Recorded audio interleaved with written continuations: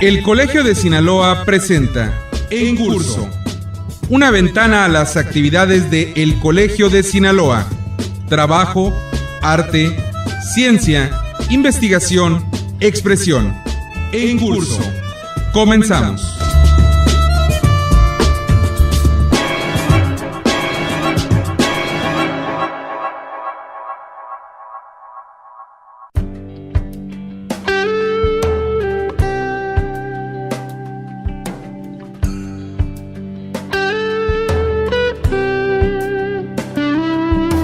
El Colegio de Sinaloa coadyuva en la formación continua de estudiantes, profesionistas, académicos y público en general, mediante convenios de colaboración entre las diversas instituciones públicas del estado de Sinaloa, pero de manera específica mediante una oferta propia de cátedras magistrales coordinadas por los miembros del Consejo Colegiado.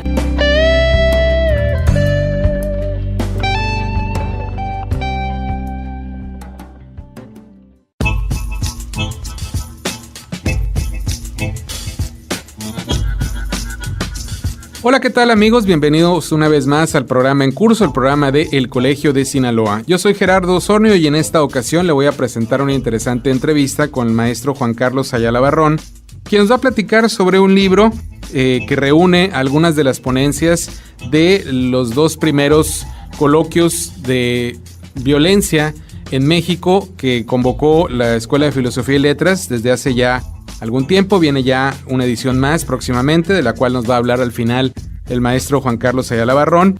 Y bueno, el tema en general de este programa es reflexiones sobre la violencia en México, un tema que desafortunadamente no se agota, siempre hay que hablar de esto, pero verlo desde la perspectiva de la filosofía es diferente. Así es que ponga atención a este programa, es una forma interesante de ver un fenómeno cotidiano, por desgracia, en nuestro país, que es la violencia. Sin más, vamos a escuchar al maestro Juan Carlos Ayala Barrón, aquí en Curso, el programa de El Colegio de Sinaloa.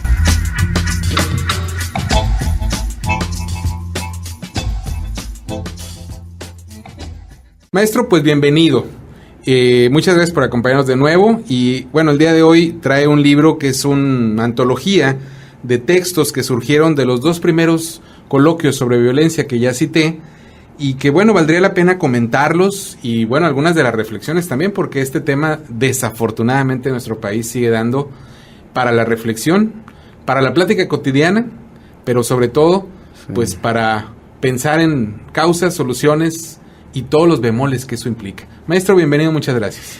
Pues gracias, Gerardo, gracias al Colegio de Sinaloa por esta ocasión y este espacio, ¿no?, para comentar y ventilar todo esto que estamos trabajando, ¿no?, de manera pública.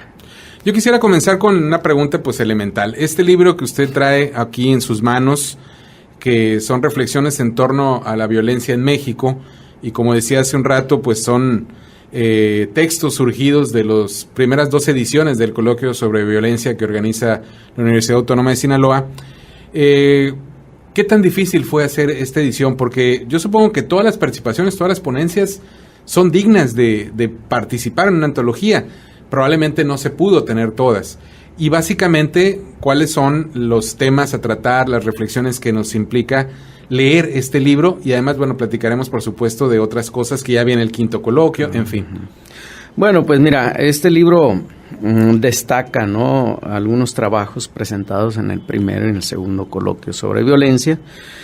Y bueno, pues tratamos de cuidar mucho ahí la calidad de los textos y también la calidad de quienes los escriben, ¿verdad?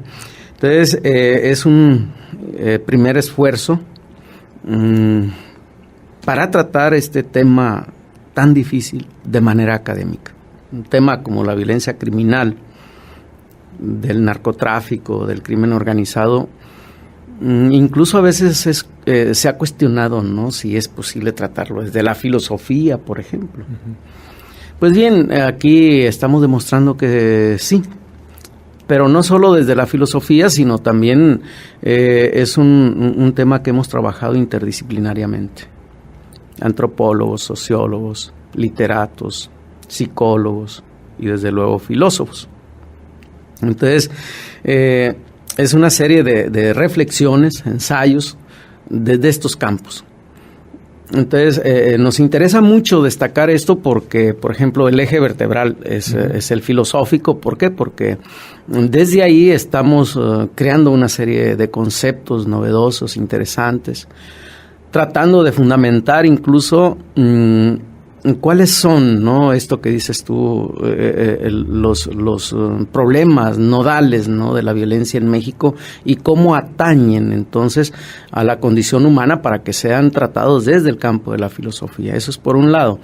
Y la otra es que también esta serie de reflexiones nos están ayudando a reconceptualizar y resemantizar incluso algunas definiciones clásicas, ¿no? Por ejemplo, el concepto de Estado como el legítimo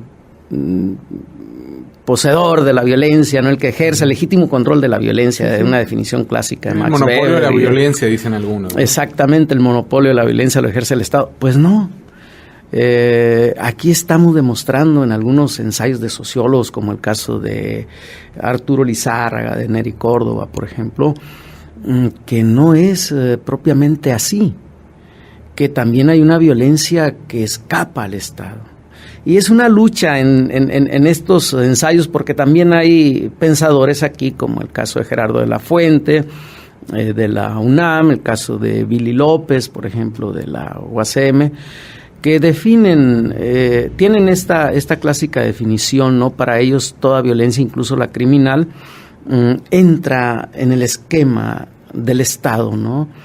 ¿Por qué? Porque dicen ellos, una violencia cuando ya se hace persistente, permanente, pues actúa también bajo el auspicio del mismo Estado, ¿eh?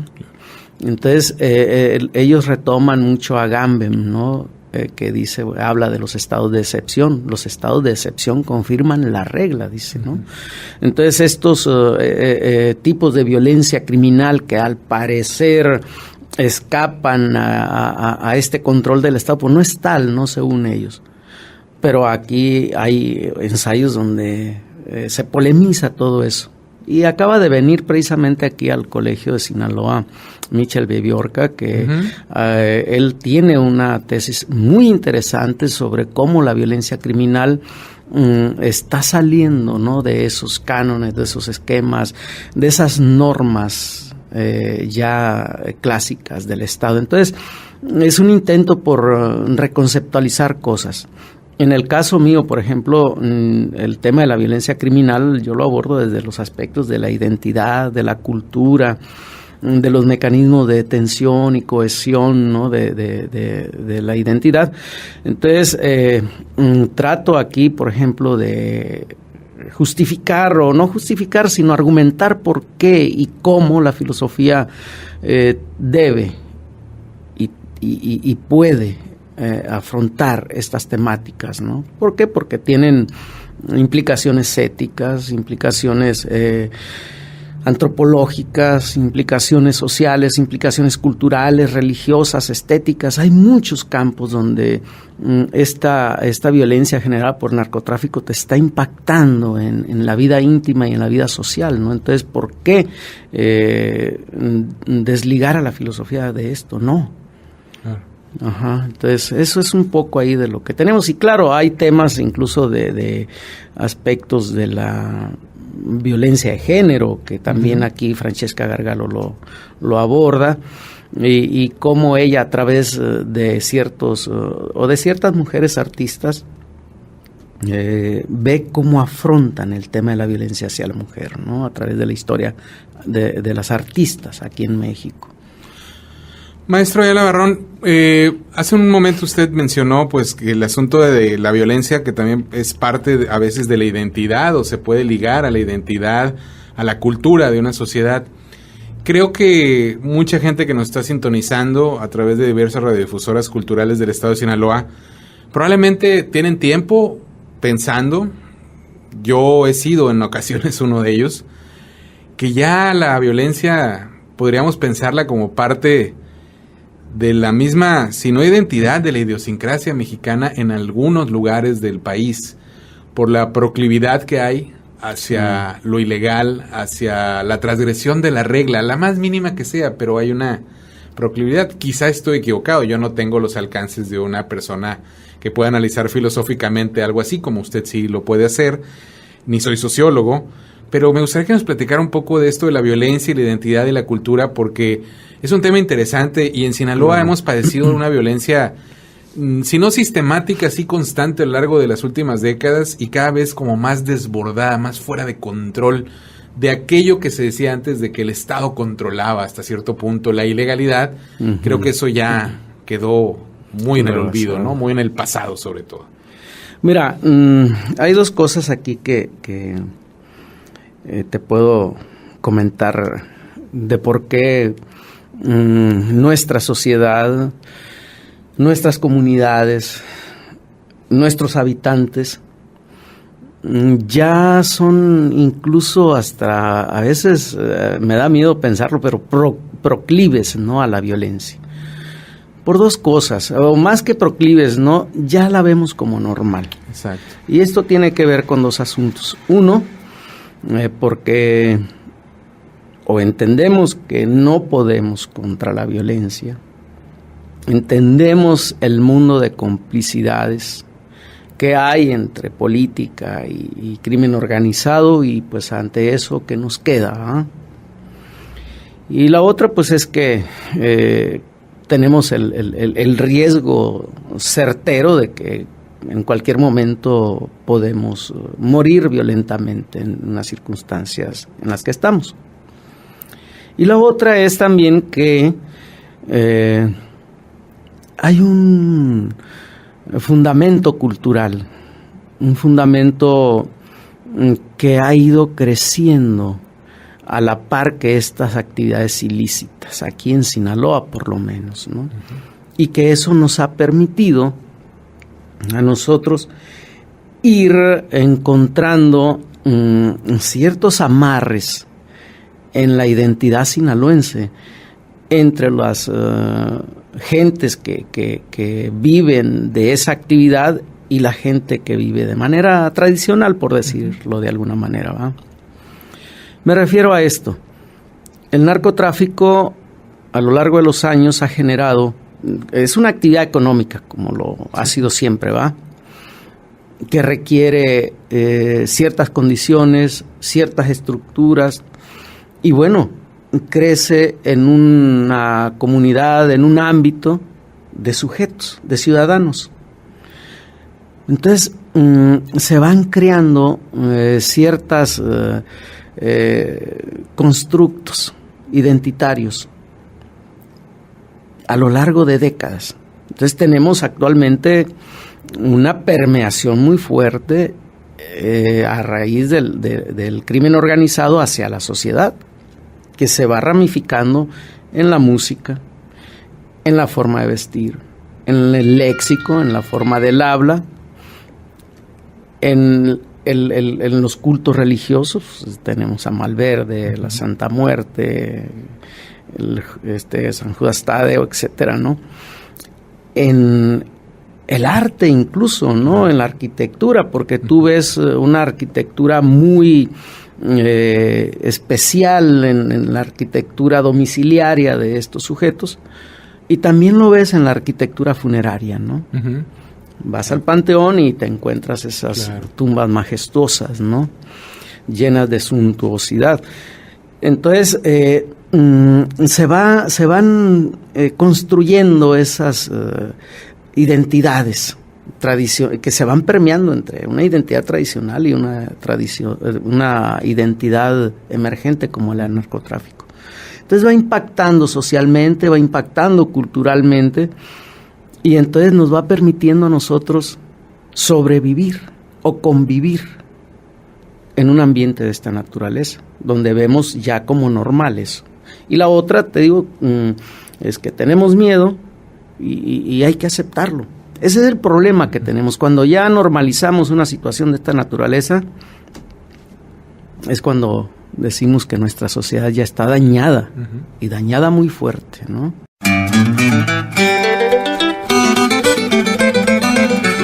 El Colegio de Sinaloa presenta una cápsula de historia. Quino, explorador y misionero.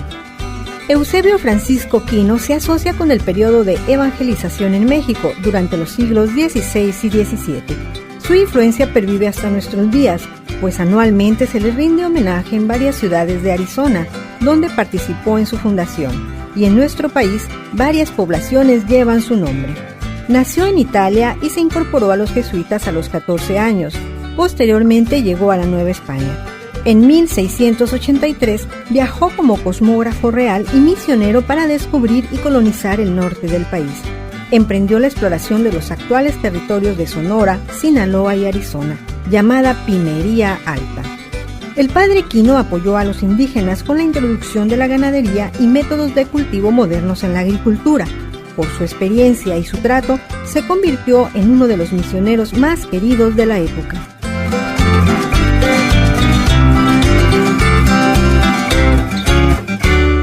Este programa es apoyado por el Consejo Nacional de Ciencia y Tecnología.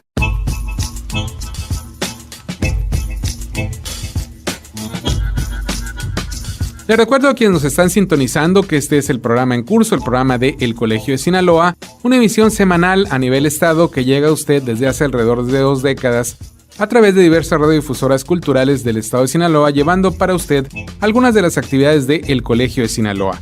El día de hoy estamos platicando con el maestro Juan Carlos Ayala Barrón, quien es parte de la Escuela de Filosofía y Letras de la Universidad Autónoma de Sinaloa, quien nos platica sobre reflexiones sobre la violencia en México y además nos platica también sobre un libro que reúne algunas de las ponencias en los coloquios sobre violencia en México que se han organizado en la Escuela de Filosofía.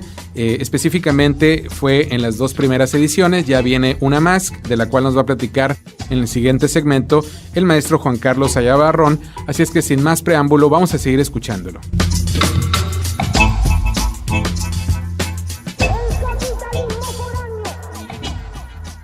Maestro, ¿qué ha sido lo que ha fallado? Como sociedad civil no pudimos crear alternativas para las generaciones que vinieron atrás de nosotros o incluso para los que estuvieron adelante de nosotros, crear alternativas para mucha gente incluso de nuestras edades o nuestras generaciones.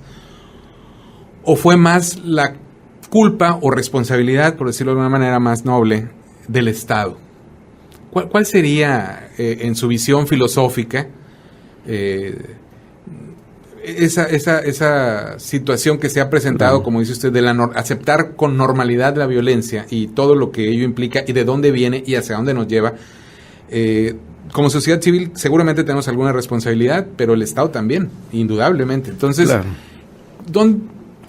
¿quiénes fallamos más? Porque no podemos echar la culpa a todo el Estado, pero tampoco a la sociedad civil hemos tenido muchos recursos.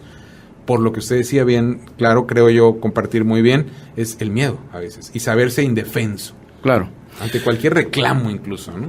Sí, mira, esta violencia que tenemos ahora que llamamos violencia criminal, pues surge también de otro modo de violencia, ¿no? Y es una violencia que se genera precisamente a partir de las fallas de un Estado cuya definición clásica es la de velar por la igualdad, la justicia y la riqueza social, ¿va? Para que no haya pues marginados. Bueno, pues esto no fue así, entonces se ejerció durante décadas una violencia estructural que tiene que ver con la miseria, con la pobreza, con la desigualdad, con la injusticia, con la mala aplicación de la justicia incluso, con el olvido, con el desarraigo. Entonces, que son aspectos que viven cierta parte de la sociedad, pero que no lo vemos como una violencia, pero es una violencia estructural, ¿no? Generada a partir de una estructura o de fallas de una estructura del Estado. Entonces, yo siempre parto de esta hipótesis de que aquí en Sinaloa los cultivos de narcóticos surgieron en comunidades de extrema pobreza, ¿no? En la sierra sinaloense. donde pues no había manera de sembrar grandes extensiones de maíz o cualquier otro producto, y pues la gente fue ejerciendo, ¿no?, esta actividad ilegal de manera rutinaria, y a raíz de eso fue surgiendo también, te digo, este conglomerado cultural. Es ahí el problema. Una actividad económica te va delineando ciertos constructos culturales. El problema está en que esta actividad económica tienes que cuidarla, tienes que protegerla, y no se puede proteger más que con las armas, ¿verdad? Entonces se fue generando una violencia criminal muy fuerte. Entonces yo pienso en parte, aquí al menos en nuestro territorio sinaloense, que viene de esa pobreza, esa violencia estructural inicial, nos generó todo este cúmulo de violencia que ahora, ¿hacia dónde vamos? No lo sé, porque en Sinaloa tenemos decenas de miles de ciudadanos que viven directa o indirectamente de una actividad de este tipo. Entonces, cuando yo digo que se genera un constructo cultural muy fuerte, esto es para explicarnos cómo tenemos un panteón de esta naturaleza como el que tenemos aquí, con mausoleos que te cuestan millones de pesos o de dólares, no sé, con cuartos refrigerados arriba, cocinetas, recámaras, patios para que los niños jueguen al fútbol. O sea, esto es increíble, pero lo vas a ver solamente en una región donde el narcotráfico ha creado constructos culturales sólidos. Y igual no nos podemos explicar de otra manera cómo al atrapar a un narcotraficante se vuelca a la calle 2,000, 3,000 gentes a hacer una misa y una marcha para que lo liberen. No lo vas a ver en otro lado, lo vas a ver donde el narcotráfico y el crimen organizado han extendido sus tentáculos, ¿no?, y creado redes culturales así muy, muy sólidas. Muchos nos critican el hecho de decir esto no es cultura, o esta es cultura, decimos. Nos critican eso, pero no podemos llamarle de otra cosa. Claro. ¿No? Es producto de la sociedad, al final de cuentas. Sí, claro. Maestro, como sociedad, ¿qué nos queda? Crear alternativas, no esperar que el Estado genere todas estas posibilidades, digamos, educativas y culturales, para que la gente vaya viendo que hay otras opciones, no nada más de vida, sino de actividad económica, otras formas de crear, otras formas de incluso entretenerse. Uh-huh. Si esperamos que el Estado lo haga, es insuficiente, yo creo, ¿no? Porque tampoco le podemos dejar ese papel solo al Estado y a las universidades y a otros tipos de instituciones. La sociedad tenemos, creo yo, que crear.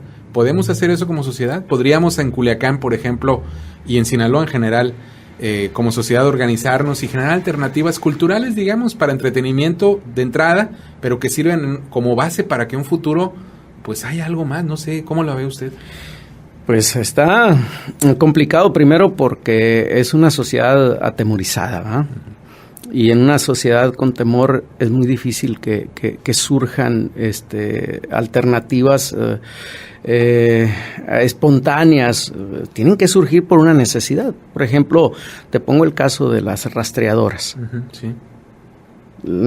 Qué lástima, ¿verdad?, que las propias madres se vean obligadas a buscar a sus hijos desaparecidos. Pero igual, pues también se tiene que crear en la sociedad una conciencia a tal grado de que promovamos una cultura de la paz o una cultura de la no violencia, ¿verdad? Entonces, abrir estos espacios de reflexión, estos espacios de creatividad que son necesarios, de creatividad cultural, de creatividad académica, de creatividad artesanal, de creatividad deportiva, donde no los hay, ¿no? Y donde los jóvenes, los niños, los jóvenes tengan alternativas, porque a las comunidades donde esto no llega, pues tampoco llega lo otro, ¿no? Exactamente, y los jóvenes, pues, ¿a qué aspiran? Claro. Pues a aportar un rifle y a irse a sembrar algo o a traficar, ¿no? Entonces, lo único que les garantiza dignidad, al menos, sí, a la hora de sentarse a la mesa y cosas. Y ese ha sido un problema porque donde el Estado no te soluciona los problemas y te los soluciona el narco, sí, claro, pues ojo, ¿va? Entonces es nuestra sociedad enferma la que tenemos que curar. Maestro, aprovecho, nos quedan un par de minutos, pero usted ha tenido la amabilidad de acompañarnos en otras ocasiones para platicar precisamente de los coloquios sobre violencia que ha organizado la Universidad Autónoma de Sinaloa. Hoy trae aquí un ejemplar de un libro que es un compendio de algunos de los ponencias que se han presentado en los primeros 2 coloquios, pero ya viene una quinta edición. Si nada más nos pudiera por lo menos adelantar algo, las fechas o algo, para que la gente que nos escucha, pues lo agende. Claro. Bueno, el quinto coloquio lo estamos organizando para octubre, ya lo estamos organizando, con las invitaciones a especialistas en este tema. Queremos darle el carácter internacional para organizarlo con una institución de Estados Unidos, compañeros que ya han estado aquí, y luego pues también cuidar el nivel. Y pues en este caso queremos hacer un evento que combine, ¿no?, el aspecto altamente académico, pero también ese aspecto de la experiencia, ¿no?, que han vivido incluso gente con casos de violencia.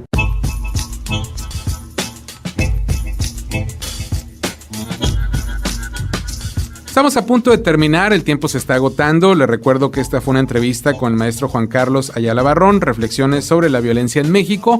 Resultó verdaderamente muy interesante. Y bueno, nos vamos a despedir, le agradecemos su atención a este programa, lo invitamos para que siga en compañía de esta emisora, pero también para que se sume a las diversas actividades de El Colegio de Sinaloa. Para obtener información de horarios y días precisos de las actividades de nuestra institución, puede acudir en la ciudad de Culiacán a la calle Antonio Rosales 435 Poniente, código postal 80,000, o también llamar a los teléfonos 716-1046 y 716-1050, ambos con LADA 667. Desde cualquier punto puede obtener y pedir información si manda un correo electrónico a coldecin@yahoo.com.mx o entrando a la página de El Colegio de Sinaloa, tecleando simplemente en la red www.elcolegiodesinaloa.gov.mx. Si usted quiere volver a escuchar esta emisión y muchas como esta, además de conferencias y otras cosas, puede entrar al canal de El Colegio de Sinaloa en YouTube, busca ese sitio y ya que esté en él, en su buscador simplemente teclea Colegio de Sinaloa y seguramente obtendrá un menú amplísimo de grabaciones como la que acaba de escuchar para que usted disponga de ellas cuando así lo desee. Me despido, yo soy Gerardo Osornio y esto fue una emisión más de En Curso, el programa de El Colegio de Sinaloa.